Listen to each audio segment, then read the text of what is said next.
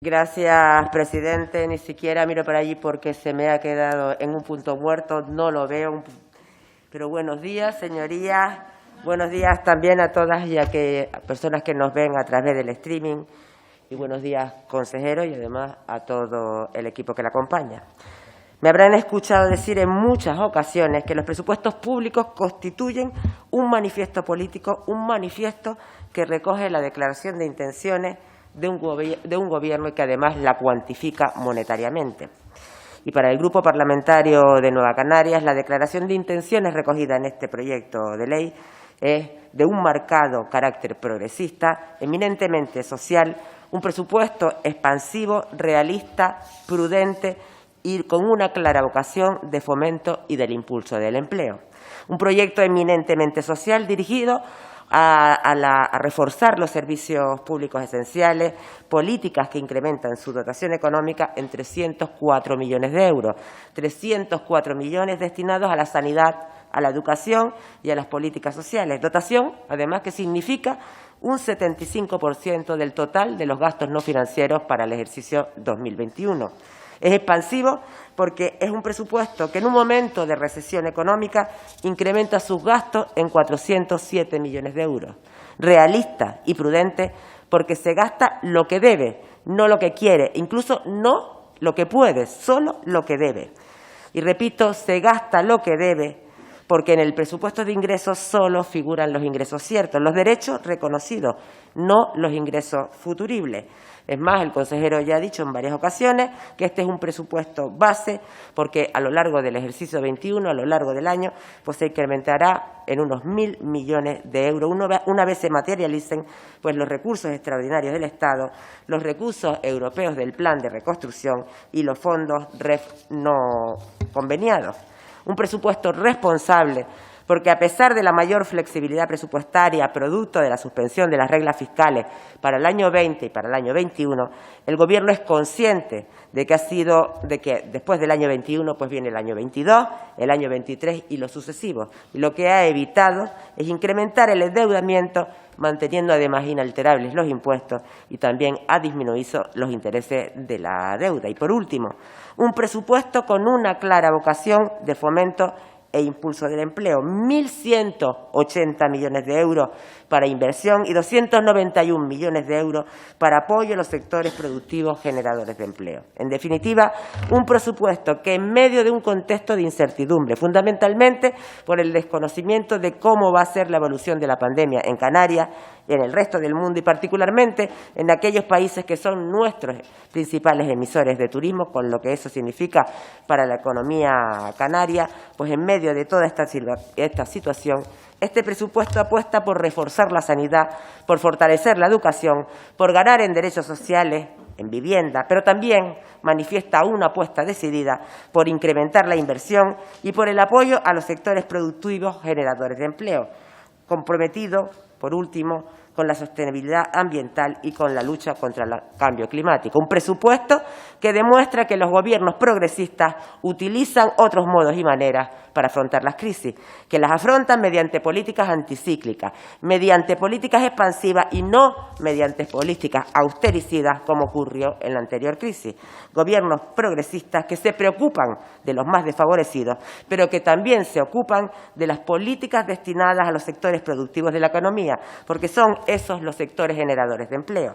Y este presupuesto tiene también, como dije antes, una apuesta clara pues, por el sector primario, por la industria, por el sector energético y, por supuesto, por el motor de nuestra economía, por el sector turístico. En definitiva, un presupuesto que aspira a que Canarias se consolide como una sociedad más justa y equilibrada, una sociedad que tiene garantizadas sus servicios, sus derechos básicos, la salud y la educación, y además también, y para resumen, pues nos encontramos ante un presupuesto en el que se prioriza, por una parte, el mantenimiento de los servicios básicos y, por otra, el alivio económico de las familias y pymes.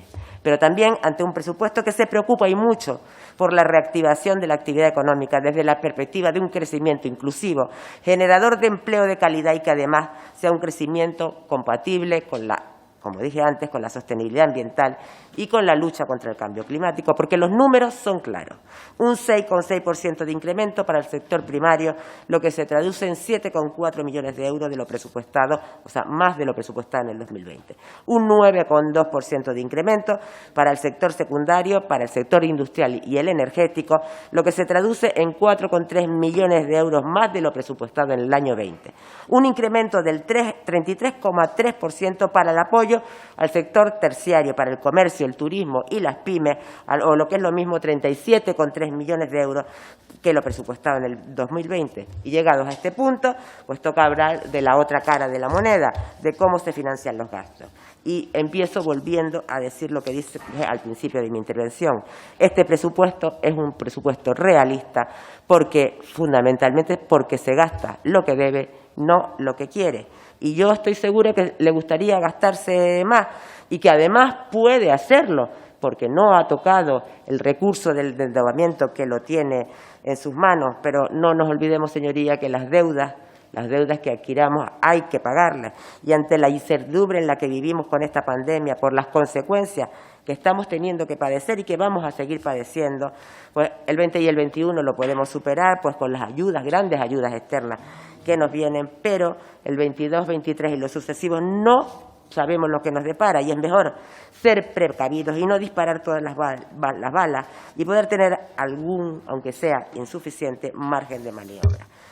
Y es que poder contar con un presupuesto, con un incremento de gasto no financiero de 407 millones de euros, un 5% más que en el 2020, en un momento de recesión económica, a pesar del fuerte descenso de ingresos tributarios propios, en nada más y nada menos que 434 millones de euros, ha sido posible gracias a las políticas anticíclicas y expansivas aplicadas por la Unión Europea y por el Estado, destinadas a mitigar el impacto económico de la pandemia. Pero ¿alguien se atreve a asegurar qué hará la Unión Europea o qué hará el Gobierno de España a partir de ahí, a partir del 2022? Pues no, yo entiendo que no, nadie lo puede garantizar.